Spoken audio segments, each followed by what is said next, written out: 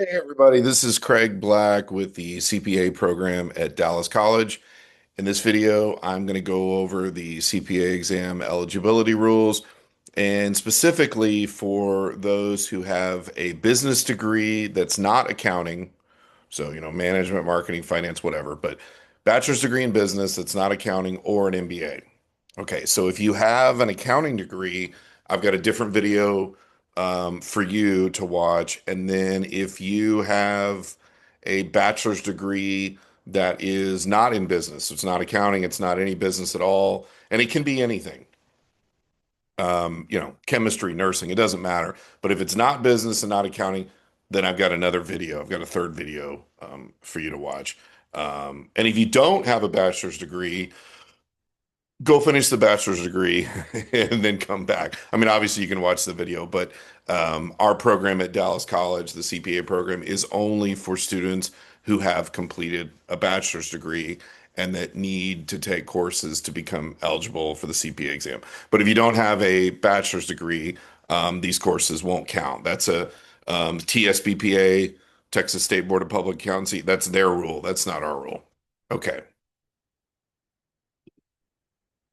So the first step before we go over the rules is to complete and submit an application of intent. Okay, so this is a pretty straightforward form. You'll list your classes, name, address, all that kind of stuff, and then you'll send that to the state, to the TSBPA, and then you'll have your transcripts sent from all the different schools to the TSBPA. They will review your application and review your transcripts, and then they will send you a letter that identifies which of the requirements you have already completed, which you have not.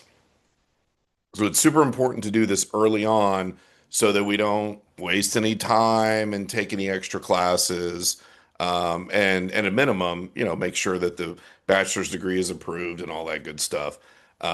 Now, you will see that there's a 2-year expiration date or 2-year limit, time limit on your application of intent. If you file one and then you don't take the exam within 2 years, then you just file another one. It's really not that big of a deal. But I know every once in a while, some students are hesitant to file that for one reason or another. But we need the state to officially say, you've got this, but you need this. So, you can certainly do it on your own, but no one at Dallas College will be able to assist you without first seeing the results of your application of intent.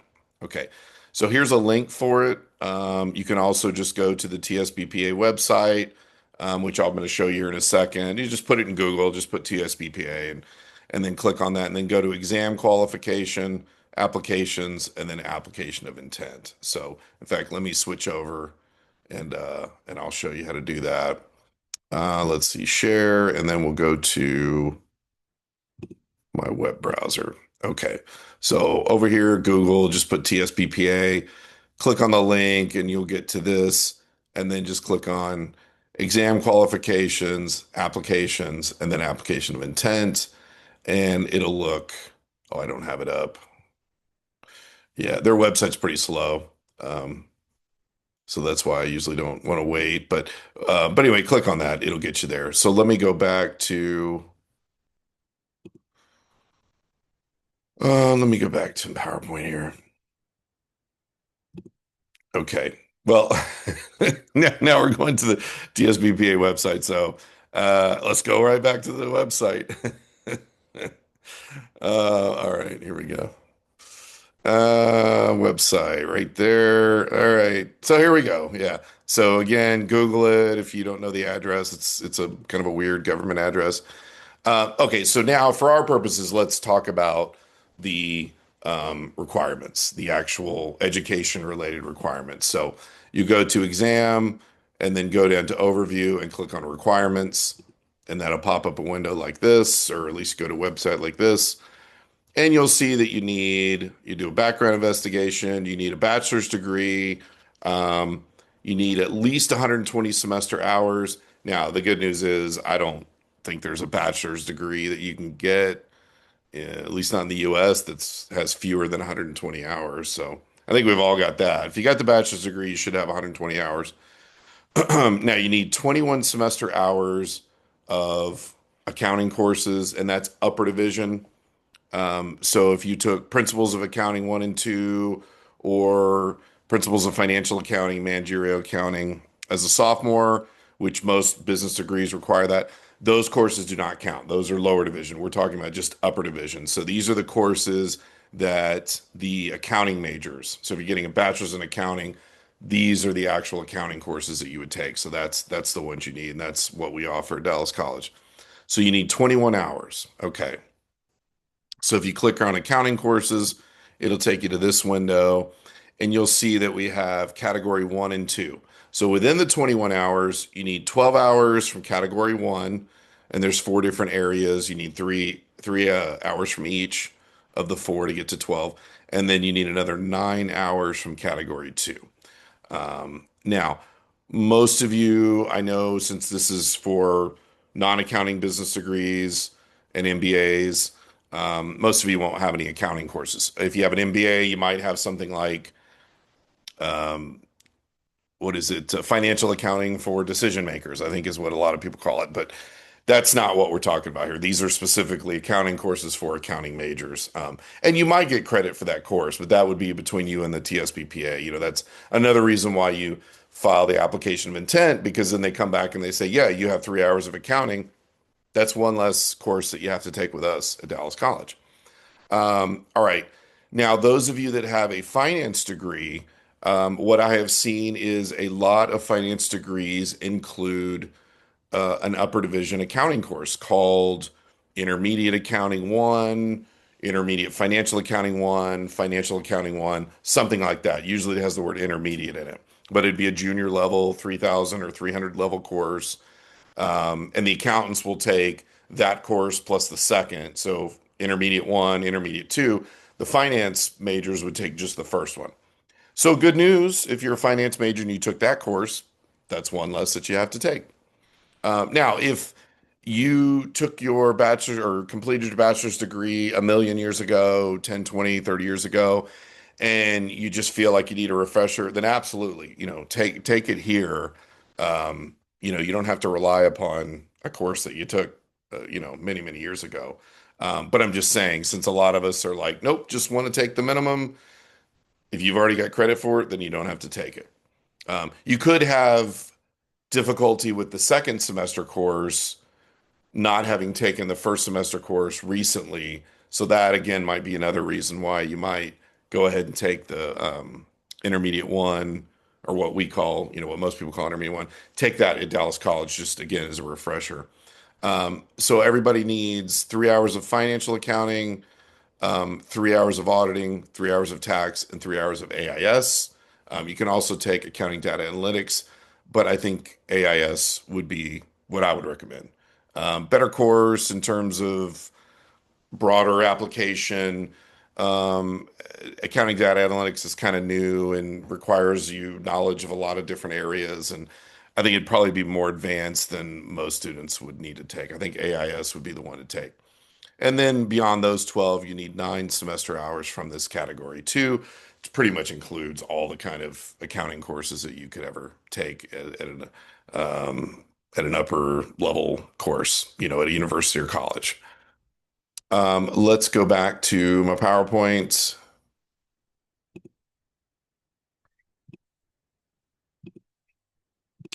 Okay, and again, here's just a reminder that the Principles of Accounting course, that doesn't count towards the 21 hours. Okay, so when choosing courses to take at Dallas College, we've filled out the application of intent. We got the results back. Now we're going to take courses, right? So I know for a lot of you, you're going to need all the accounting courses. For some of you, you might need all but one or all but two, something like that, depending upon your background. It is critical that if you have one or two or any courses, it's critical that we don't repeat any. Again, for most, this won't be an issue. But maybe you took some accounting classes and you switch majors or something and you get credit. But what we want to do is make sure we don't repeat any courses.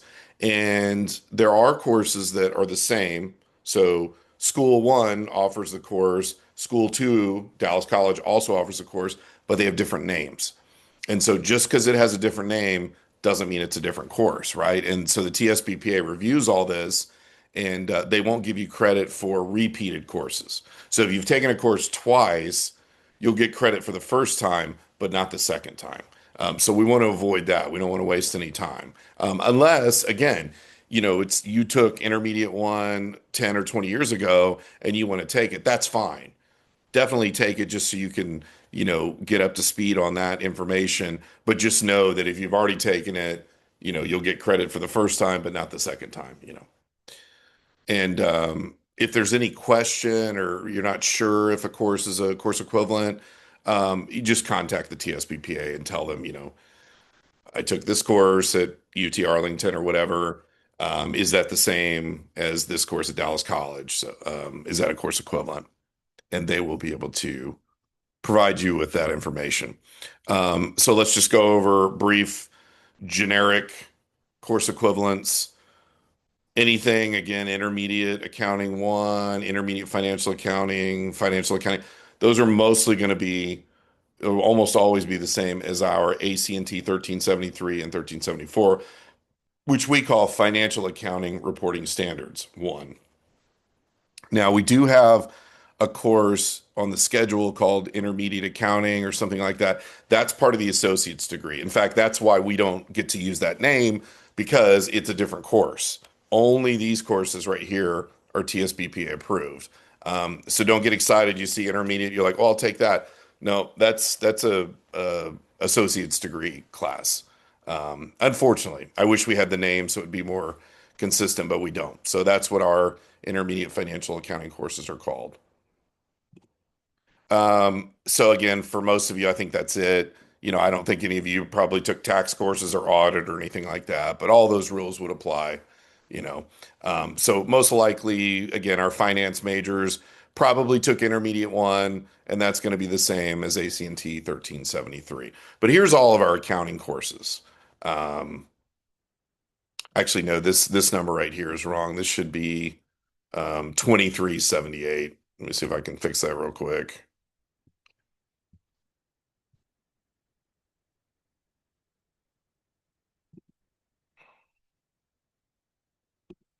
Okay.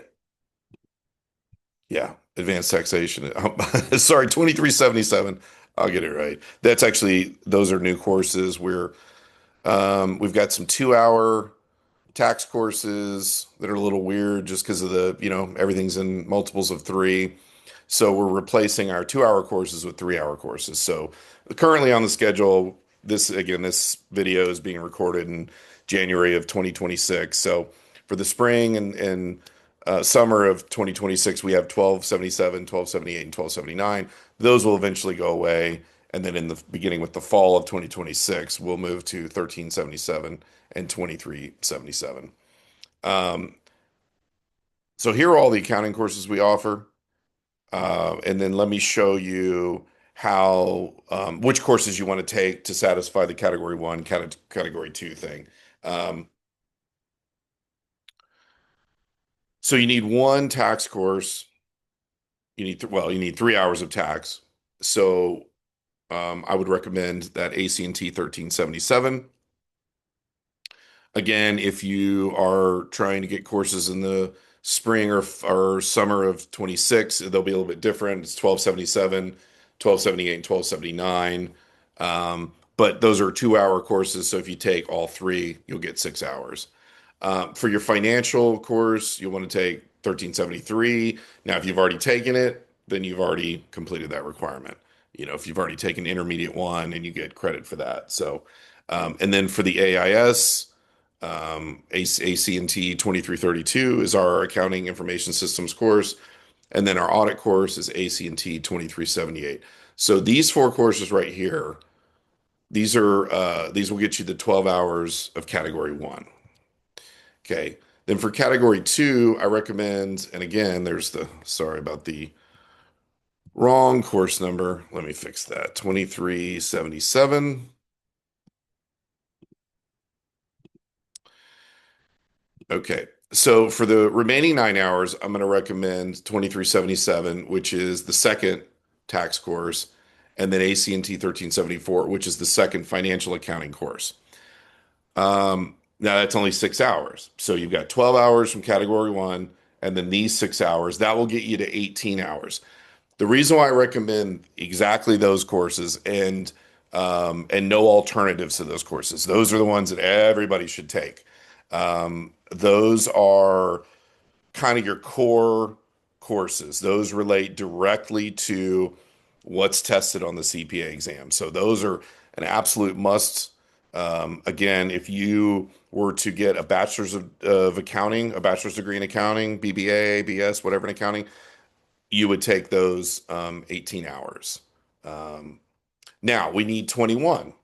So what do we do for the last three? That's going to be completely up to you. So here is the list of the remaining courses. Um, will one help you more than the other on the CPA exam? Probably not, because most of these are on the CPA exam, but they're not a big part of it. Um, and what else? You could probably just choose based on what interests you. And then I can sort of walk you through what these courses are about. Um, this 1375, that's forensic accounting. It's one of the courses I teach, although I don't teach most of the sections because I'm busy with other stuff. But I do enjoy the course. It's um, uh, it's not exactly a debits and credits course, so there are some. In fact, it's almost kind of a legal course. So if you have sort of a interest in that kind of stuff, you definitely like that.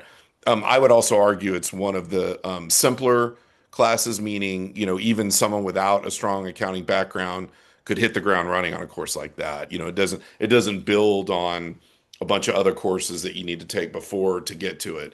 Um, this tax research course, there was a requirement that you had to take a research course. So if you're still working off the old rules, that's the course you would take. But as of August 1st, 2026, the rules change and the research course requirement is eliminated. But you can still take a research course if you so choose. So we're still going to continue to offer it. So for those of you that are really interested in taxes, take this course. Now, those are the only two I teach. So I'm pointing that out because I have a much different teaching style than the majority, or well, really everyone else who teaches in the program. I'm really laid back. I don't do due dates. I just do one at the end of the semester, minimal assignments. I'm not a big believer in homework. I think that's just busy work. I don't think that really teaches you anything. Now, homework is great for like financial accounting because you've got to get in there and try it. But I think for most things, these classes a lot are oftentimes theoretical. So, doing a bunch of busy work, I don't think teaches you it. Um, so if you like my style, especially if you just kind of put this in the back of your mind as you take classes with me and some of the other instructors, if you find that you like my style best, then maybe if you can't decide any other reason, take a class with me. There is ratemyprofessors.plural.com is a website you can read reviews of professors. I think my reviews are pretty spot on. One guy was like, "Oh, he's a little scatterbrained and disorganized," and I was like, "Okay, I don't know what class that guy was taking, but I'm probably the exact opposite. I'm super, super, super organized." Um, so yeah, that one was weird, but the rest of them I think are all dead on. And there are instructors that have bad reviews. So and there's some that have a lot of bad reviews. So I don't know if that's a coincidence, but if you so choose, I'd recommend reading those reviews just before you choose who you take. What else?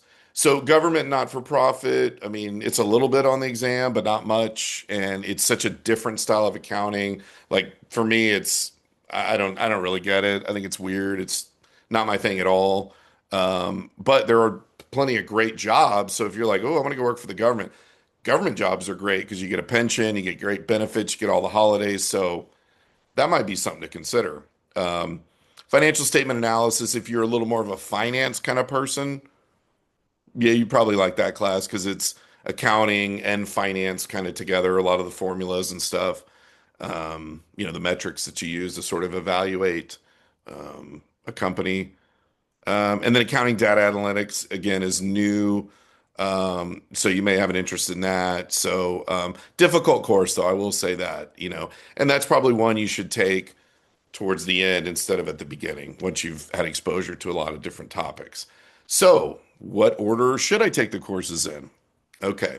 So again, I'm going to approach this as if, you haven't taken any courses yet. We're at the beginning. You don't have credit for any accounting courses. And if you don't have an accounting background, if for some reason all your business courses you didn't take any accounting, take those principles of accounting courses that I referenced. At Dallas College, it's ACCT, which is different than our CPA program courses. Those are ACNT. So, but it's ACCT 2301 and 2302. Take those before you take any other classes, and that'll give you a really strong accounting background in terms of knowing your debits and credits, knowing your financial statements, those sorts of things. Those are all critical skills that you really need to know before you take these upper division courses. Because again, if you were getting an accounting degree, a bachelor's of accounting, that's what you would do. You would take those two courses, then you would start taking your major courses. Okay, so back to now. Here's where we are. What are we going to take first? Take the tax courses. So the 1377 and the 2377 and the AIS. Those are a good place to start. The tax courses are much different in terms of, what topics we're dealing with. Whereas with financial accounting, again, it's building from principles, whereas taxes, it's a whole new set of information. So the tax courses and AIS, start with those. When you're ready for the financial accounting and the audit, take them in this order. So take 1373 in one semester. So you could, like your first semester, you could take 1373 and a tax course or two or whatever, or AIS.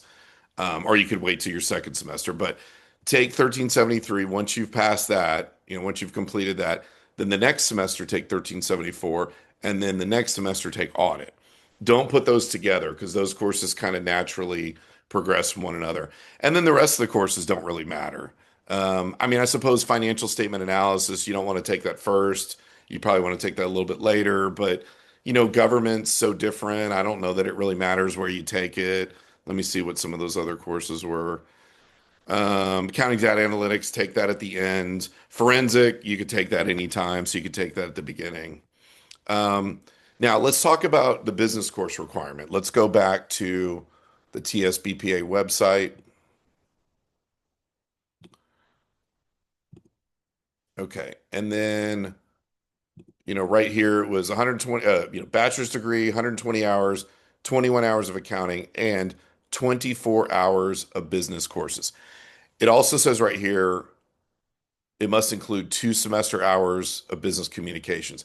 That requirement has been repealed. In fact, if you click on this right here, that's what it'll say right here. Effective October 9th, you don't have to do that. So you can take a business communications course requirement. And when we still offer it, because there's still some students that are under the old rules.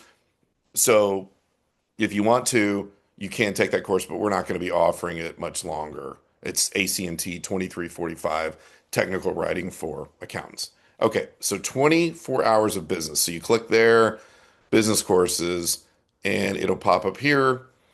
And it's all the same kind of stuff you took in your business degree, management, marketing, finance, business law. Although right now the business law class at Dallas College is not approved because it's a sophomore level class, not upper division. Econ, statistics, stuff like that. So read this, and then let's go back over to my PowerPoint slides. Now, I want to point out the ethics course requirement. So this has traditionally been a requirement that's after you pass the exam, meaning you can take it now, but don't worry about it. Just take what you need, pass the exam, and then take the course. So basically, it's like take everything, go to Dallas College, take a bunch of classes, study for the exam, pass the exam. That's going to take a year or two, depending upon your time and whatever. Um, and then I've got to come back and take another class. Yeah, I know that most people don't. Now, the good news for like the accounting bachelor's degree, that's usually the only course they need. So they come to us and they take that. Maybe they have to take one or two accounting courses. So the reason why I point this out is you don't have to take the accounting ethics to be eligible to sit for the exam, but you do have to take this course to become a CPA. Okay. So most people just take it while they're taking all their other classes. As long as you're here, go ahead and take that course. Um, and then they're actually changing the requirements as of August 1st of 2026. So instead of 24 hours plus ethics, you need 21 hours plus ethics. So it's sort of like they're rolling it into the existing 24 hour. Um, but most people, this has to be an approved ethics course. TSPPA has to approve it. So even if you took an ethics course as part of your undergraduate degree or maybe your graduate degree, most likely it wasn't one that was approved by the TSBPA. But again, we'll find that out when you send in your application of intent, which you should do sooner than later. And then again, here's the business communications course, which you can take and it will count, but it's going away in a few semesters since it's no longer required. Yeah, we're going to eventually stop offering it. Here are all the business courses that we offer. You guys all have business degrees, so I highly doubt that you need any business courses. I fully expect every one of you, when you get your application of intent process, it'll come back and say, "Yep, you're good. You have all the business courses you need." Um, Now, it won't mention the ethics course because that comes between the exam and getting licensed, meaning it's only a requirement if you pass the exam and you want to get licensed, which I know sounds weird. Why not just put it all? Yeah, but that's the way it is. So it won't mention the ethics on your application of intent, but just know um, that, and I guess I said it would when you get reviewed. Yeah, it actually won't now that I'm thinking about it. But that's something you might, again, consider while you're here taking your accounting courses. Go ahead and also take the ethics. But if you find for some reason you do not have the 24 hours of business, or beginning with August 1st, 2026, you don't have the 21 hours of business, then here is a list of approved courses that you can take at Dallas College, and they will count. They will count towards that 24 or 21 hour of business requirement, depending upon, which set of rules you're under. Okay. Now let's talk about the new pathway to certification. So this is something that'll it'll go into effect on August 1st of 2026. So there's a link right there to a fact, to a PDF. I've got it pulled up. Let me switch over.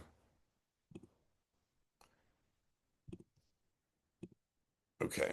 So that's right here. Now, you may have heard something to the effect of, well, you need 150 hours to become a CPA. Technically, yes, but that is no longer the only way to do it. Okay. I suppose it would have been easier if we just said it went away. But instead, it's that, or you can do it this way. Okay. So that's why they call them pathways. So, if you speak with someone at the TSPPA and say, "Oh yeah, you don't, the 150-hour rule is going away," they're going to say, "No, no, no, it's still there. It's just you don't have to follow it. You can follow a different pathway if you so choose." So you have two choices. So here are the choices. So as it is right now, yeah, you got to have the 150. Bachelor's degree, 150 hours, and 1 year of work experience. Okay. So pathway B, which is new starting in August, will be bachelor's degree, 120 hours total. So you don't have to get to 150. And then they up the work experience from 1 to 2 years.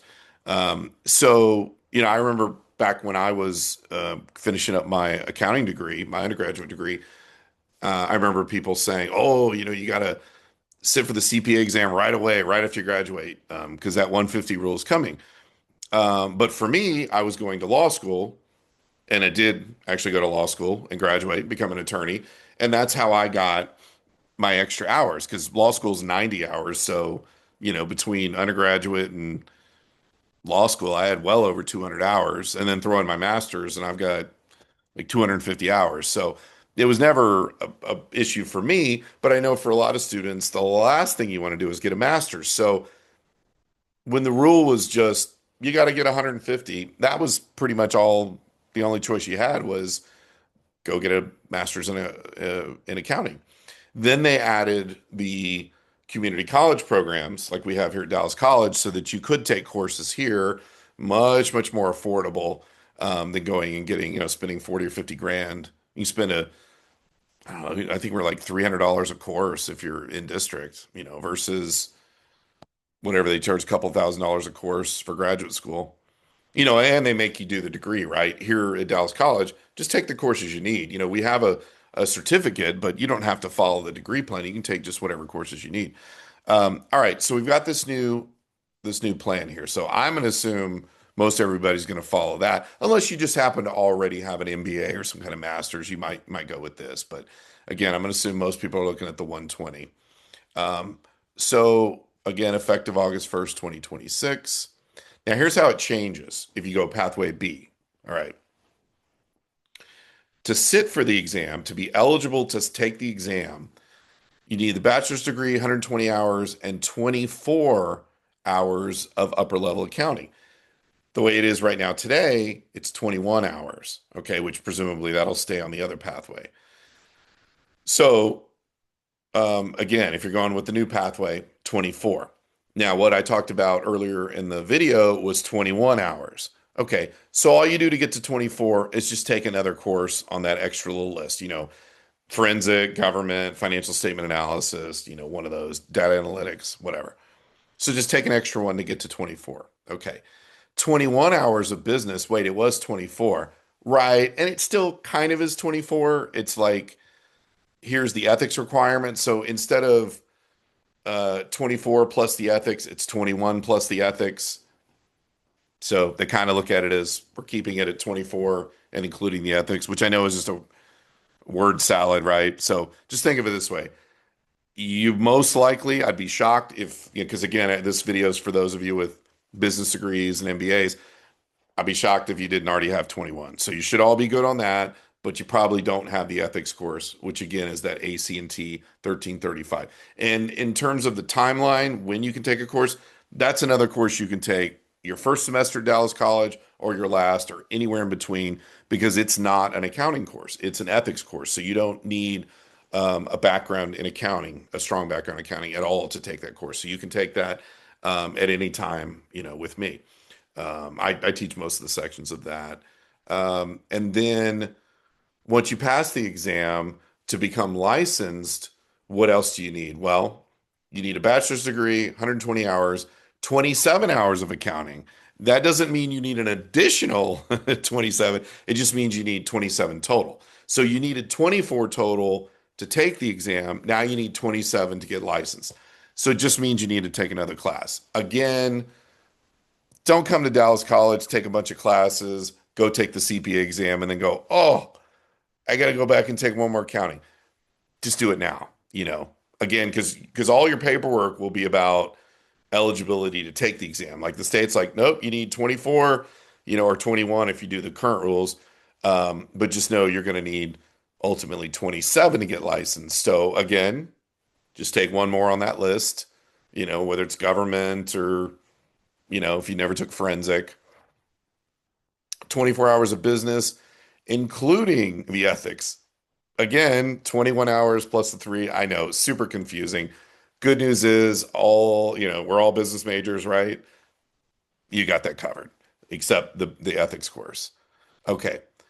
So just know that this pathway is coming as of August 1st.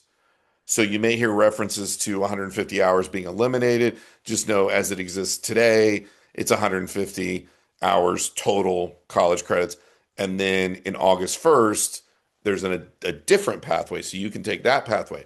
Now, if you fill out your application of intent today or anytime before August 1st, they're going to lock you into the current rules. But if you want to go to the new rules, there's a form you can fill out and switch over to the new rules. And that's actually talked about here in this FAQ. All right, let me go back to my PowerPoint. Okay.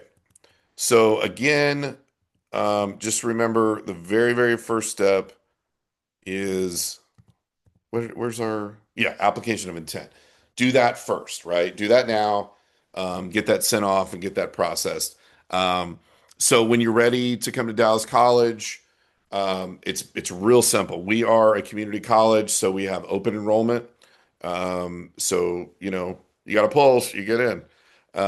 So you can apply through the website. You'll have to send in your transcripts and of all the schools you've attended. So that'll take a little bit of time. But once you've been approved as a student, then you just go register for your classes. And again, we've talked about the classes. If you need to reach out to me, feel free to email me. My email address is at the first slide at the beginning. If again, if you have any questions or need any advice or whatever. But yeah, once you get, apply, you get admitted, then you register, and that's pretty much it. But just, you know, go to the website and read the rules for yourself. Don't rely on anybody. And then, that way you'll be fully prepared, and you'll have full knowledge of what the expectations are. And these rules change periodically, so if they change again in the future, which I fully expect them to, of course, I'll reach out to all the students. But you should be able to knock out all your courses because, again, I think most of you are not going to need any business other than the ethics, and you'll just need, either 21 of accounting to sit today or 24 to sit in August, and then 27 to get licensed. So for most of you, you're looking at, maybe taking 9 accounting courses plus the ethics. So that would be 10 courses. So, if you take 3 courses a semester, you can knock that out, and 3 semesters, knock that out in a year. Because we have 8-week courses, the fall and the spring, a lot of the courses are 8 weeks. So you can double up. Then we have a winter mester and a May mester where it's like 2 or 3 weeks for a course. So we offer just a few. Most of the courses you wouldn't be able to effectively knock out that quickly, but some of the others you can. And then over the summer, it's a traditional 5-week semester, and we have 2 of those, and we offer all the courses, and everything's online. Again, I think I mentioned earlier, um, for the audit course, Holly teaches one section on campus, but there are other sections you can take online. And then a few of the tax courses, I teach a synchronous online section, which means it is an online course, but I do a live lecture. And then I stream that over Microsoft Teams. So the students just log in, and it's either like a Tuesday or a Wednesday or a Thursday at like 6 p.m. And the good news is those lectures they're not mandatory. I don't take attendance, and it doesn't affect your grade. So even if you can't make it or don't want to make it, you can still take that course. And I have video recordings of my lectures. So you'd still be able to take it just like a regular online course. Or, you can do the live lectures if you so choose. All right, so that is it. Again, if you have any questions at all, just send me an email.